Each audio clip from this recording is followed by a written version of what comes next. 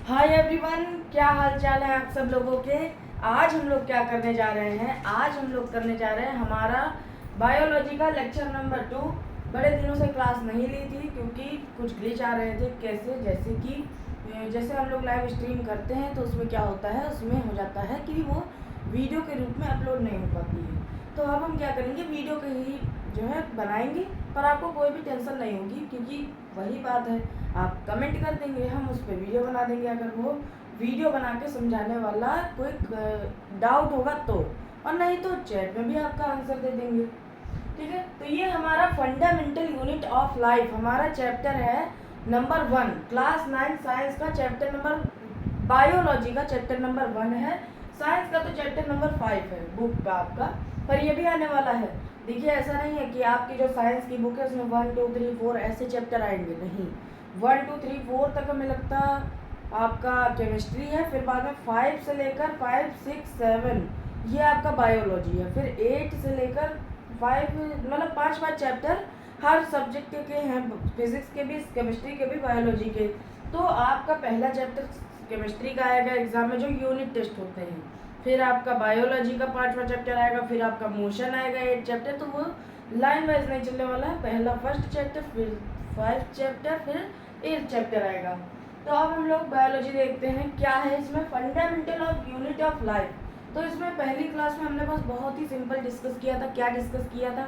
हमने जाना था सेल, जो कि हमारी बेसिक स्ट्रक्चरल और फंक्शनल यूनिट होती है लाइफ की। हाँ, जितने भी लिविंग ऑर्गेनिज्म होते हैं उनके अंदर सेल पाया जाता है। और हम लोगों ने क्या जाना था कि रॉबर्ट हुक ने 1665 में डिस्कवर किया था सेल को। 1665 में रॉबर्ट हुक ने डिस्कवर किया था सेल को। कैसे डिस्कवर किया था? उन्होंने ओक ट्री की छाल निकाली थी और उसको अपने खुद के डिज़ाइन किए माइक्रोस्कोप पे रखा था, और उसमें देखा था तो वो कॉर्क, उसे कॉर्क कहते हैं, तो कॉर्क देखा था, जो कि एक एग्जाम्पल था डेड सेल का। ठीक है, तो उसमें देखा था, उनको दिखे थे कुछ इस टाइप के स्ट्रक्चर, मतलब ये मधुमक्खी के छत्ते जैसे इनको स्ट्रक्चर दिखे थे।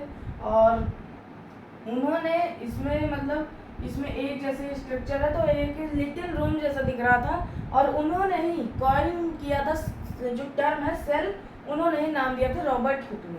फिर हमने क्या देखा था, हमारी सेल थ्योरी थी। सेल थ्योरी में हमारा कौन आता है?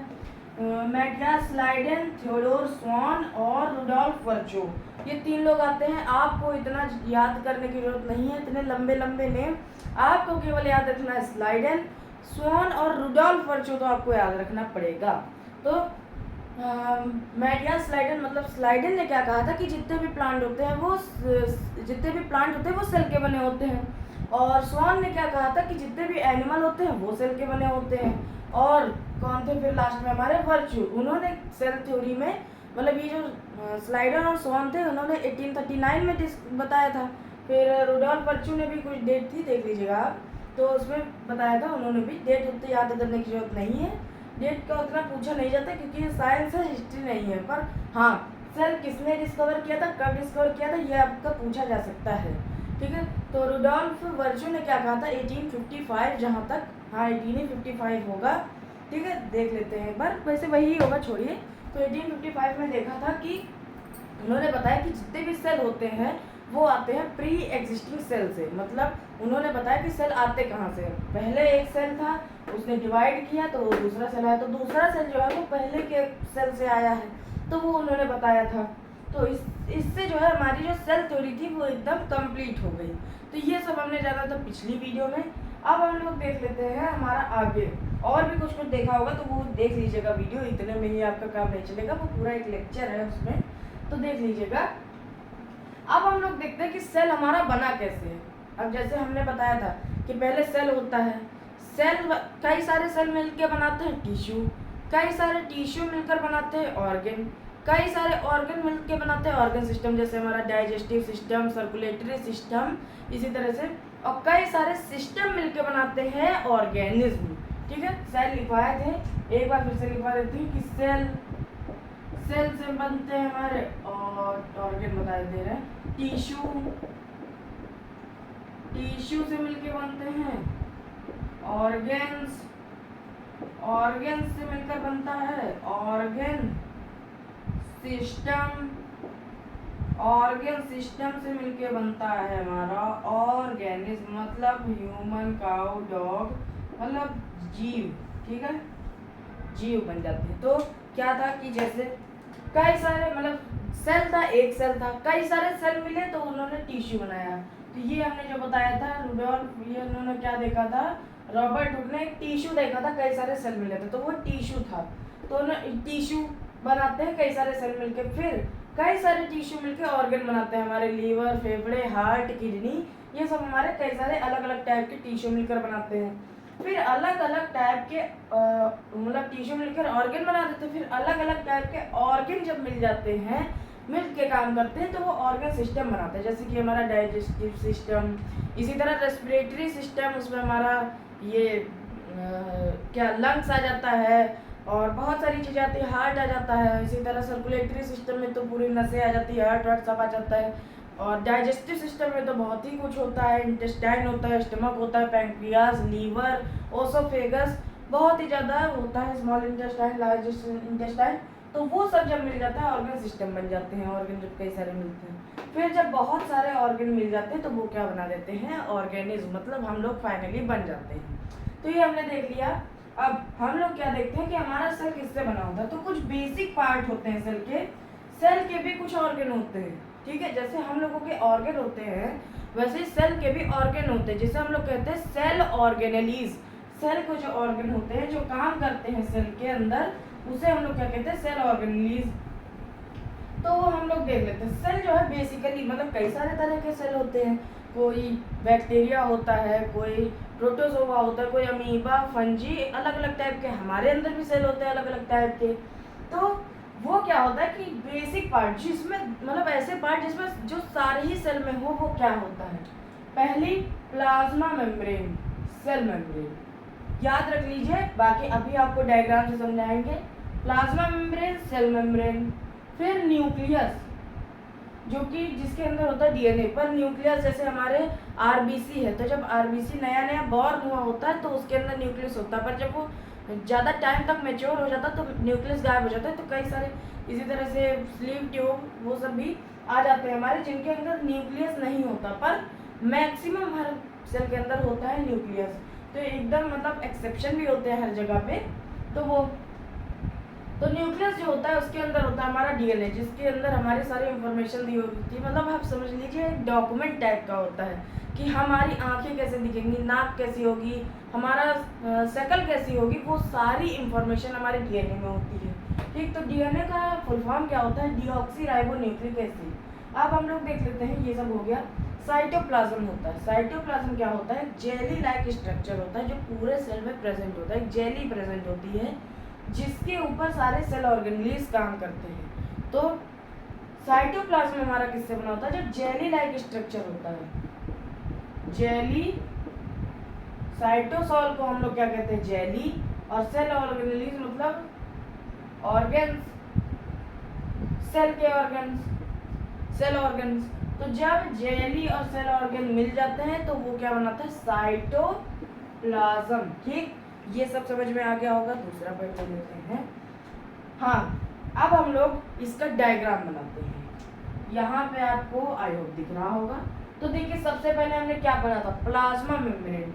प्लाज्मा मेम्ब्रेन हम लोगों ने ये बना दी, ठीक। प्लाज्मा मेम्ब्रेन एक आउटर कवरिंग होती है किसी भी सेल की, ठीक है। और हम लोगों ने क्या पढ़ा था, न्यूक्लियस।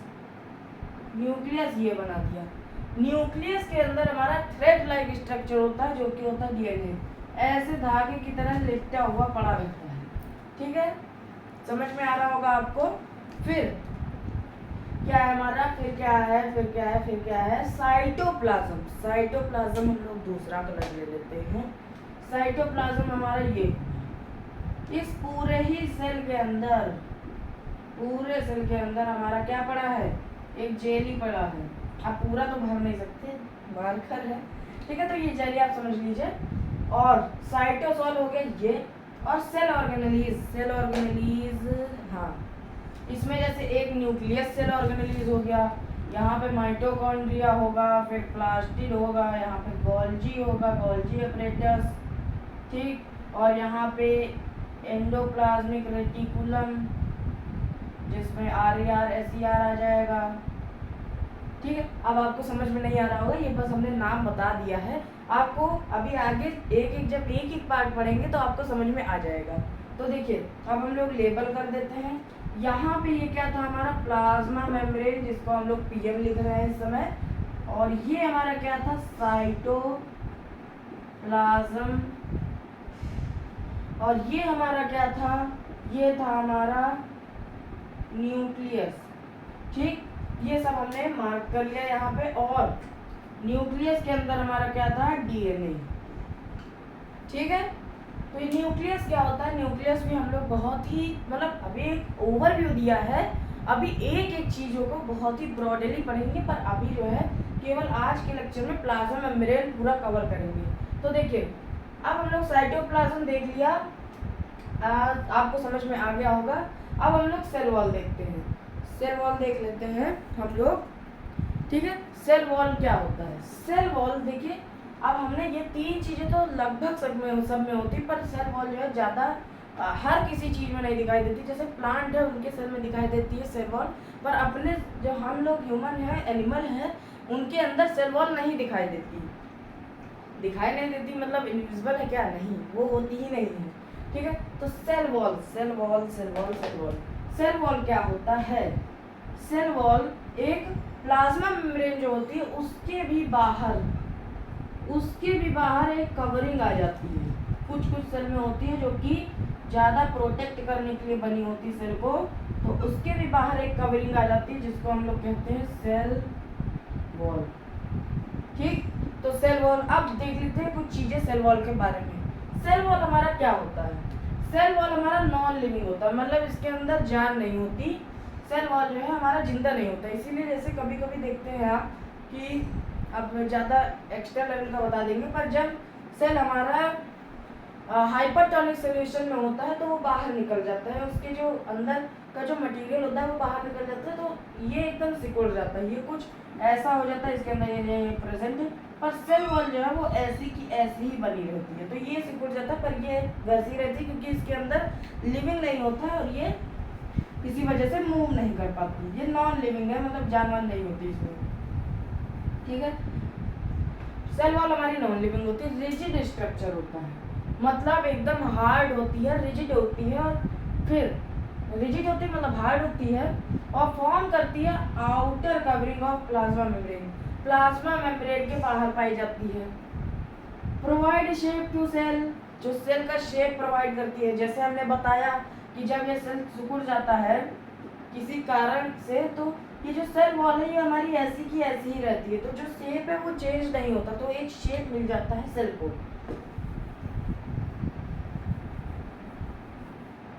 फिर प्रोटेक्ट करती है सेल को मैकेनिकल डैमेज, मतलब कोई भी डैमेज आए तो डबल लेयर हो जाएगी, तो ज़्यादा मुश्किल से सेल को नुकसान पहुंचेगा, तो वो है।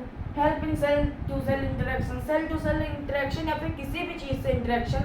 मान लीजिए यहाँ पे कुछ इनका जो मतलब जैसे कई सारी चीज़ें बाहर से लेनी भी तो पड़ती है सेल को, जैसे कि वाटर लेना पड़ गया कभी कभी, और कुछ सॉल्यूट या फिर सॉल्वेंट। सॉल्यूट क्या होता है और सॉल्वेंट क्या होता है, सॉल्वेंट हमारा क्या होता है कि जिसमें कोई चीज़ घोली जा रही है, जैसे पानी है उसमें हमने चीनी घोल दी, तो पानी जो है वो हमारा सॉल्वेंट है और जो चीनी है वो हमारी सॉल्यूट है। तो जैसे सॉल्वेंट सॉल्यूट कुछ लेना पड़ा तो वो जो है सेल वॉल हमारा हेल्प करती है। इसी तरह से सेल टू सेल, जैसे दूसरे सेल से कुछ लेना हुआ तो उसमें भी हमारी हेल्प करती है। ठीक है, तो वो इंटरेक्शन में हेल्प करती है और बाकी सारी चीज़ें लेने में भी हेल्प करती है। बैरियर टू अनडिजायरेबल मैक्रोमोलिक्यूल, जैसे कुछ बैक्टीरिया आ गए इस सेल को खाने, तो उसके जो प्रोटेक्ट करती है सेल को, वही बताया कि अनडिजायरेबल जो कुछ सेल के लिए जो खराब चीज़ें हैं जो सेल को नुकसान पहुंचा सकती हैं उसको जो है ये रोकता है। फिर composition of cell wall, cell wall कई जैसे हमने बताया आपको कि मतलब हर चीज़ों में अलग अलग बनी होती है, जैसे कि बैक्टीरिया में अलग टाइप की सेल किसी दूसरी चीज़ से बनी होगी, प्लांट में, फंजी में, प्रोटोजोआ में, इन सब में अलग अलग चीज़ों से बनी होती है सेल वॉल। तो देख लेते हैं हमारा बैक्टीरिया में जो सेल वॉल बनी होती है वो किस चीज़ से बनी होती है, वो बनी होती है पेप्टिडोग्लाइकेन की। ठीक है। बैक्टीरिया में पेप्टिडोग्लाइकन की बनी होती है, बहुत ही ज़्यादा इम्पॉर्टेंट है अगर आप ओलंपियाड वगैरह की तैयारी कर रहे हैं तो। ठीक है। फंजाई में ये काइटिन की बनी होती है, फंजाई में बनी होती है काइटिन की। प्लांट में बनी होती है सेलुलोज की, ये तो बहुत ही ज़्यादा इम्पोर्टेंट है, आपके एग्जाम में भी आ सकता है। प्लांट में सेलुलोज की बनी होती है, ये तो VVIP क्वेश्चन बन जाएगा, VVIP। ठीक है, वेरी वेरी इम्पोर्टेंट क्वेश्चन। ठीक है, VVIP क्वेश्चन आपका इससे 1 नंबर का बन सकता है। और एनिमल में नहीं पाई जाती वायरस, तो सेल ही नहीं होते तो वो पाई ही नहीं जाती। और प्रोटोजोआ में डाइवर्स, मतलब प्रोटोजोआ में अलग अलग टाइप के, प्रोटोजोआ में अलग अलग टाइप की पाई जाती है हमारी सेल वॉल। ठीक है, यहाँ तक सबको समझ में आ गया होगा। अब हम लोग आगे देख लेते हैं, आगे क्या है। अब हम लोग देखते हैं हमारा प्लाज्मा मेम्ब्रेन। प्लाज्मा मेम्ब्रेन को हम लोग सेल मेम्ब्रेन भी कहते हैं। तो प्लाज्मा मेम्ब्रेन क्या है? प्लाज्मा मेम्ब्रेन हमारा फॉस्फोलिपिड बाइलेयर है। अब क्या होता है बताएंगे आपको, पहले इसको मिटा देते हैं, इसको रद्द कर देते हैं, क्योंकि यहीं पे हम लोग सारे डायग्राम अपने बनाएंगे। ठीक है, हाँ। तो प्लाज्मा मेम्ब्रेन ये हमारा क्या होता है? प्लाज्मा मेम्ब्रेन हमारा बताया कि एक कवरिंग होती है सेल में, वो होती है। तो ये किससे बनी होती है? प्लाज्मा मेम्ब्रेन हमारी बनी होती है लिपिड और प्रोटीन से। ठीक है, और ये किससे देखी जा सकती है? केवल ये देखी जा सकती है इलेक्ट्रॉन माइक्रोस्कोप पे, इलेक्ट्रॉन माइक्रोस्कोप से। अब आप कहेंगे जो आपकी मतलब जो आपके लैब में पाए जाते होंगे माइक्रोस्कोप, वो सब नहीं, उन सबसे नहीं दिखती है, केवल किससे दिखती है? केवल दिखती है आपके इलेक्ट्रॉन माइक्रोस्कोप, मतलब कि बहुत ही महंगा माइक्रोस्कोप होता है, उससे ये सब दिखती है। ठीक है, तो अब हम लोग देखते हैं कि ये जो हमारा लिपिड और प्रोटीन है, ये हमारा किसने दिया? ये जो हमारा बताया कि लिपिड और प्रोटीन से बनी होती है, तो ये किसने बताया कि ये लिपिड और प्रोटीन से बनी होती है? तो नेकोल्सन और सिंगर, ये 2 लोग थे, नेकोल्सन एंड सिंगर। इन लोगों ने क्या दिया था? इन लोगों ने दिया था फ्लूइड मोजाइक मॉडल। इन लोगों ने दिया था fluid Mosaic model plasma membrane का। इन लोगों ने दिया था, नेकोल्सन और सिंगर ने दिया था fluid Mosaic model plasma membrane का, जिसमें उन्होंने बताया था कि हमारी जो प्लाज्मा मेम्ब्रेन है वो किससे बनी है? वो हमारी बनी है लिपिड और प्रोटीन से। ठीक, निकोल्सन और सिंगर ने बताया था कि ये जो है हमारे fluid Mosaic model plasma membrane का किससे बना है? लिपिड और प्रोटीन से बना है। अब लिपिड प्रोटीन से बना है। प्लाज्मा मेम्ब्रेन को हम लोग थोड़ा जूम करते हैं, बताया ना ये न्यूक्लियस है, डीएनए पड़ा है इसमें, ये साइटोप्लाज्म है, ये सेल वॉल है, तो ये है हमारी प्लाज्मा मेम्ब्रेन। प्लाज्मा मेम्ब्रेन को हम लोग थोड़ा जूम करते हैं, प्लाज्मा मेम्ब्रेन को क्या करते हैं हम लोग? थोड़ा जूम कर देते हैं। क्या करते हैं? थोड़ा सा जूम कर देते हैं, मतलब ये थी हमारी प्लाज्मा मेम्ब्रेन, चलिए जूम कर देते हैं, यूं किया, जूम किया, तो अब हमारा क्या दिखेगा? देखिए बना रहे हैं आपके लिए, जूम करने पे क्या दिखा हम लोगों को?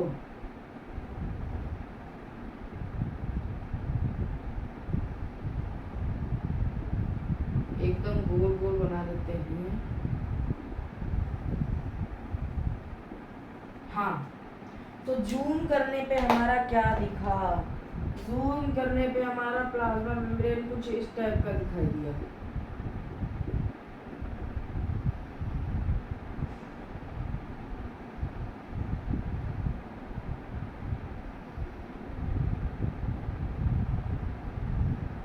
ठीक है, जब हमने जूम किया तो हमारा प्लाज्मा मेम्ब्रेन कुछ इस टाइप का दिखाई दिया, और ऐसे ही करके ये पूरा जो है हमारा एक क्या बनाता है? पूरा एक आउटर मोस्ट कवरिंग बना देता। तो हमारा प्लाज्मा मेम्ब्रेन ये कुछ जेलीफिश टाइप का आपको दिख रहा होगा।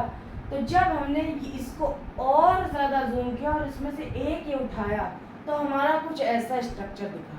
तो प्लाज्मा मेम्ब्रेन हमारा ये जो हमारी ये लेयर थी, इसको हटा देते। ये जो हमारी लेयर थी, इसको हम लोग क्या कहते हैं? इसको हम लोग कहते हैं लिपिड बाइलेयर।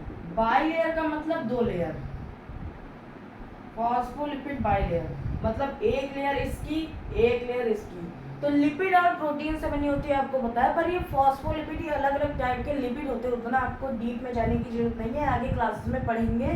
तो उसमें क्या देखा कि फॉस्फोलिपिड की 2 लेयर है जब जूम किया गया, ठीक है। तो ये इलेक्ट्रॉन माइक्रोस्कोप से देखा गया होगा ऑब्वियसली।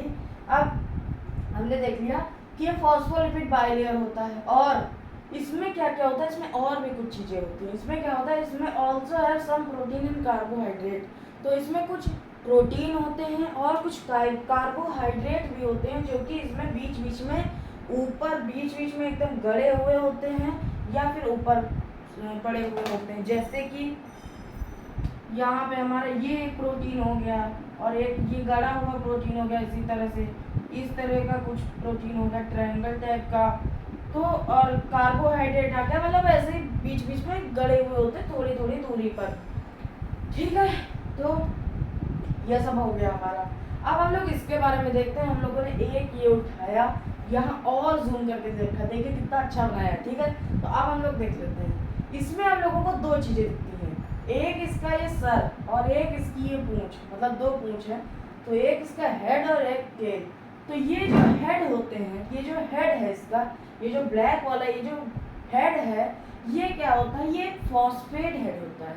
फॉस्फेट हेड का क्या मतलब है कि ये जो है हाइड्रोफिलिक होता है। अब आप कहेंगे हाइड्रोफिलिक का क्या मतलब होता है, तो ये हाइड्रोफिलिक का मतलब क्या होता है कि ये वाटर लविंग होता है, मतलब ये वाटर को बहुत ही ज़्यादा प्यार है वाटर से इसको। तो ये वाटर को जो है बहुत ही ज़्यादा पसंद करता है, वाटर को अपनी तरफ खींचता है, ठीक है। तो ये हाइड्रोफिलिक होता है, इसीलिए हम लोग कहते हैं फॉस्फेट हेड, मतलब नाम है इसलिए नहीं कहते हैं, फॉस्फेट हेड नाम है इसका। और नीचे की जो टेल है उसको हम लोग कहते हैं फैटी एसिड टेल। तो एसिड एसिड से बनी होती होगी। तो देखिए ये जो हेड होता है हमारा हाइड्रोफिलिक होता है, और हाइड्रोफिलिक का क्या मतलब होता है कि वाटर लविंग करेगा, और वाटर लविंग का क्या मतलब है कि वाटर को अट्रैक्ट करेगा, तो वाटर को अपने पास खींचेगा। और ये जो फैटी एसिड हमारी टेल होती है, जो पीछे पूंछ निकली है, तो ये क्या होता है, ये हाइड्रोफोबिक होती है, मतलब ये वाटर को रिपेलेंट करती है, मतलब फोबिया मतलब होता है डर। तो हाइड्रोफोबिक मतलब ये वाटर से डरती हैं, तो ये क्या करेंगे, वाटर को रिपेल करेंगी। तो ये वाला जो है वाटर को अट्रैक्ट करेगा, ये वाटर से दूर भागेगा। तो ये था हमारा क्या, ये क्या था हमारा फॉस्फोलिपिड बाइलेयर, इसका एक पार्ट। तो देखिए जो ऐसे ऑर्गन मतलब ऐसी जो चीज़ें होती हैं जिसमें ये हाइड्रोफिलिक भी होता है हाइड्रोफोबिक भी होता है, उसे हम लोग क्या कहते हैं, एम्फीपैथिक। ठीक है यहाँ तक। तो अब आगे देख लेते हैं। ये हमने देख लिया इसका पूरा स्ट्रक्चर, यहाँ पे भी स्ट्रक्चर देख लिया इसका। अब हम लोग क्या देखते हैं, अब ये प्रोटीन के बारे में देख लेते हैं। ये जो हमारे प्रोटीन अंदर गड़े हुए होते हैं, ये किस टाइप के होते हैं, तो ये प्रोटीन हमारे 2 टाइप के होते हैं। पहला एक्सटेंसिव प्रोटीन या फिर पेरिफेरल प्रोटीन।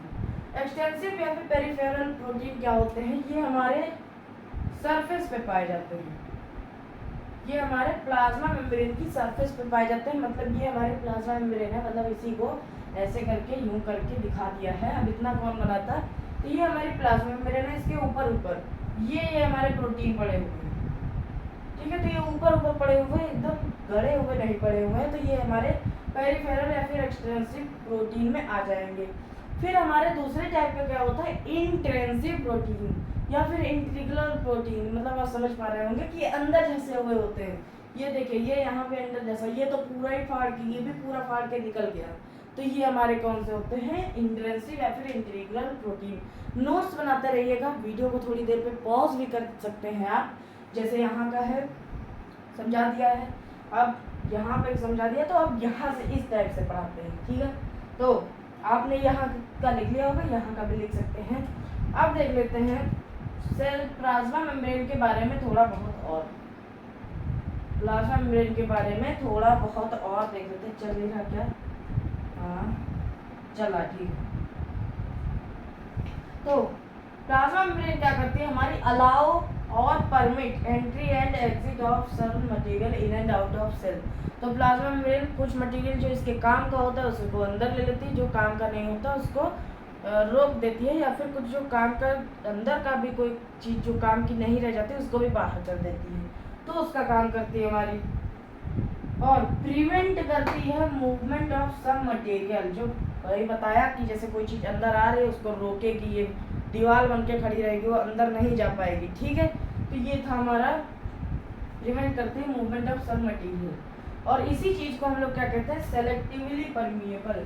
मतलब ये सेलेक्टिवली परमिएबल मतलब कुछ चीज़ें जो है इसके अंदर जाएंगी, कुछ चीज़ें इसके अंदर नहीं जाएंगी, तो ये कुछ स्पेसिफिक चीज़ों को ही अंदर जाने देती है। अब इसके भी कुछ मतलब चीज़ें देख लेते हैं जो परमिएबल, मतलब कई सारी टाइप्स ऑफ परमिएबिलिटी शोन की जाती है प्लाज्मा मेम्ब्रेन के द्वारा, वो देख लेते हैं।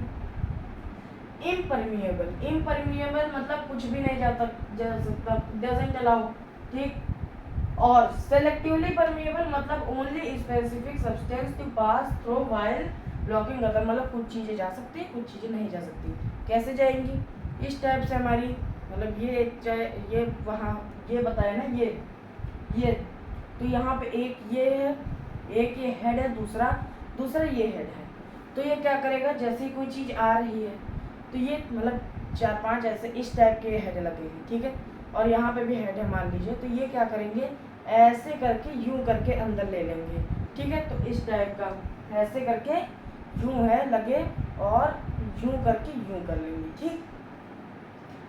और हमारा सेलेक्टिवली परमिएबल ये बता दिया, परमिएबल और जैसे कोई चीज़ नहीं आ रही तो ऐसे है, ऐसे नहीं जा पाएगी वो चीज़।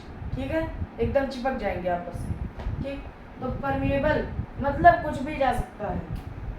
Both solute and solvent molecule के पास बता दिया सॉल्यूट सॉल्वेंट क्या होता है, सारी चीज़ें जा सकती हैं। सेमी परमिएबल हमारा क्या होता है, allow only specific such as water through pass to this, मतलब स्पेसिफिक सॉल्वेंट, कोई सॉल्वेंट मतलब जिसमें चीज़ें घोली जा रही है, जैसे वाटर में चीनी घोलते हैं तो वाटर हमारा सॉल्वेंट हो गया।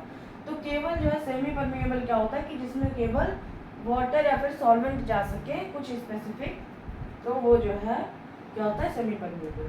तो ये था हमारा आज का ये सब था। अब हम लोग कुछ इम्पोर्टेंट क्वेश्चन कर लेते हैं जो इस लेक्चर से आते हैं एग्जाम में आपके। तो देखिए 2 क्वेश्चन हैं जो आपके इम्पोर्टेंट है, बाकी आपको तो पढ़ना पड़ेगा ही, ऐसा नहीं कि क्वेश्चन लगा लिया और बस हो गया, पढ़ना तो पड़ेगा। तो देखिए ब्लू पेन भी ले लेते हैं। Cell wall is present in, cell wall is present in, किन किन चीज़ों में सेल वॉल प्रेजेंट होती है, देखिए यहाँ पे लिखा है बैक्टीरिया, प्लांट, फंजाई। देखिए यहाँ पे भी लिखा बैक्टीरिया, फंजाई, प्लांट, मतलब किस चीज़ की बनी होती है वो तो है, पर होती है, बनी होती मतलब है उसमें। तो और चौथा ऑप्शन क्या है हमारा, ऑल, मतलब हर चीज़ की बनी होती है। बैक्टीरिया में भी होती है प्लाज्मा मेम्ब्रेन, सेल वॉल की बात की, बैक्टीरिया में भी होती है, प्लांट में भी होती है, फंजाई में भी होती है हमारी सेल वॉल। ठीक है, अब हम लोग देख लेते हैं एक और क्वेश्चन, हमारा बहुत ज़्यादा इम्पोर्टेंट क्वेश्चन है। ठीक है, देख लीजिए, इसमें आपको समझ में नहीं आएगा, ये इसीलिए हम क्वेश्चन डाले हैं, आपको हो सकता है ना समझ पाए। Bulk of plasma membrane is, जो हमारा बल्क होता है प्लाज्मा मेम्ब्रेन का वो कैसा होता है, तो इसके लिए एक बार फिर से आपको मॉडल यही बनाना पड़ेगा, यही सेम चीज़। देखिए और मिटा देते हैं क्या, ये लीजिए मिटा दीजिए, अच्छा सा बनाएंगे एकदम बढ़िया सा। ठीक है, देखिए अलग अलग कलर ले लें, क्या ले लिया, चलिए आज अलग अलग कलर, आज कलाकारी दिखा देते हैं। ये हमारा एक है, ये हमारा दूसरा, तीसरा, चौथा, पांचवा, छठा, सातवां, आठवां, और ये हमारा 1 2 3 4 5 6 7 8 9, ये यही हम बना रहे हैं। अब हर चीज़ को रंगेंगे, बहुत ज़्यादा जो टाइम लग जाएगा। तो देखिए ये हमने बना दिया हेड, इसके कौन से फॉस्फेट हेड बनाया है, और कलर दूसरा ले लेते हैं, और इसमें अब टेल बनाते हैं।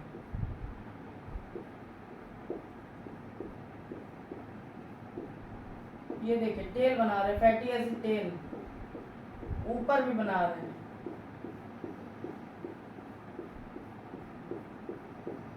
ठीक है, अब हम लोग पूछा क्या गया है क्वेश्चन में कि बल्क ऑफ प्लाज्मा मेम्ब्रेन, तो जो प्लाज्मा मेम्ब्रेन का बल्क होता है वो क्या होता है, हाइड्रोफोबिक होता है, हाइड्रोफिलिक होता है, एम्फीपैथिक होता है, फिर प्रोटीन का बना होता है।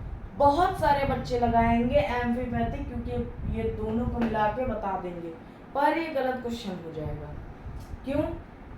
देखिए बल्क का मतलब क्या होता है हमारा, बल्क का मतलब होता है ज़्यादा अमाउंट में। तो देखिए ज़्यादा जगह घेरने वाला उसे हम लोग क्या कहेंगे, बल्क। तो ये तो ऊपर ऊपर है, छोटे छोटे छोटे छोटे हैं, पर यहाँ का स्पेस देखिए, ये स्पेस, इसमें जो ज़्यादा पार्ट घेर रहा है वो हमारी क्या घेर रहा है, टेल घेर रही है। ज़्यादा पार्ट क्या घेर रहा है हमारा, ज़्यादा पार्ट क्या घेर रहा है, ज़्यादा पार्ट हमारी ये टेल घेर रही है। ठीक है, ज़्यादा पार्ट टेल घेर रही है। तो टेल हमारी क्या होती है, टेल हमारी होती है हाइड्रोफोबिक। ठीक है, टेल हमारी क्या होती है, हाइड्रोफोबिक। तो हमारा आंसर क्या हो जाएगा, आंसर क्या हो जाएगा यहाँ पे, हाइड्रोफोबिक। ठीक है, ऐसे आपको दिमाग लगाना है, थोड़ा कॉमन सेंस भी लगाना है। ठीक है, तो ये था हमारे आज की वीडियो।